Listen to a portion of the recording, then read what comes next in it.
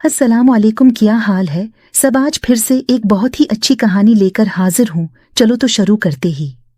मेरा नाम सारा है। 5 साल पहले जब मैं 20 बरस की नौजवान लड़की थी तो उन्हीं दिनों मीट्रिक का इम्तिहान पास करके मैं फारिग हो गई। ऊपर से गर्मियों की छुट्टियां आ गईं और मैंने इमी से कहा कि मैं अपनी खाला नूरीन के पास कुछ दिनों के लिए जाना चाहती हूँ।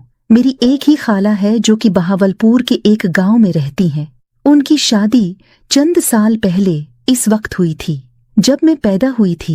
अब तो खाला का 16 साल का एक बेटा भी था। खैर, कुछ देर की जिद के बाद उम्मी ने मुझे खाला के यहाँ जाने की इजाजत दे दी और भाई मुझे खाला के घर छोड़कर वापस चला गया।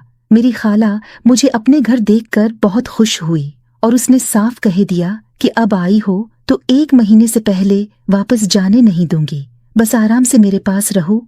मुझे तो पहली नजर में खाला का बेटा बहुत अच्छा लगा। वो बहुत खूबसूरत था, लेकिन खालू मुझे बहुत अजीब सा लगा था। इसके चेहरे से एक अजीब सी खबासत टपकती थी और खौफ महसूस होता था। किसी वक्त तो मैं उनके चेहरे को देखकर डर सी जाती थी। न जाने खाला जो कि खुद इतनी हुसैन थी एकदम में कैसे फनस गई थी और उससे शादी कर बैठी थी। क्योंकि गर्मियां थीं इसलिए खालू और खाला रात को छत पर सोते थे और मैं और सलमान नीचे सहन में पंखा चलाकर एक चारपाई पर सो जाते थे।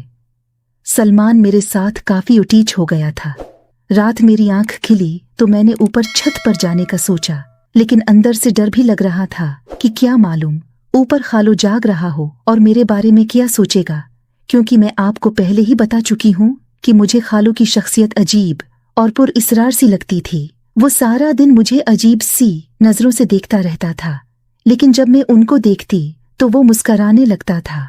खाला उनके सामने कम ही बात करती थी और मुझे यूं महसूस होता था जैसे खाला उनसे डरती हूँ। लेकिन एक बात ये भी थी कि खालू ने घर में खाला को वो सारी आसाइशें मुहैया कर रखी थी जिसकी किसी भी औरत को ख्वाहिश होती है। खैर, अब मैंने दब्बे कदमों छत पर जाने का सोचा। चुनाचे में दब्बे कदमों छत पर चढ़ना शुरू हो गई। एक एक सीढ़ी पर बना आवाज पैदा किए कदम रखती हुई मैं छत के बालकल पास पहुंच गई, क्योंकि मेरे कानों में कुछ अजीब सी आवाजें पड़ रही थीं, जैसे कोई किसी चीज को जोर जोर से रगड़ रहा हो। मैं परेशान हो गई कि छत पर ऐसा क्या हो सकता है। खैर, मैंने डरते डरते सर ऊपर निकाल कर देखा तो चांद की रोशनी में एक अजीब मंजर देखा। खालू चारपाई पर लेटा था और खाला सरसों के तेल से खालू की मालिश कर रही थी। खालू कभी कभी मुंह से अजीब सी आवाज निकालता और फिर खामोश हो जाता था। मैं ये मंजर देखकर हैरत ज़दा रह गई और जहां थी वहीं खड़ी रह गई।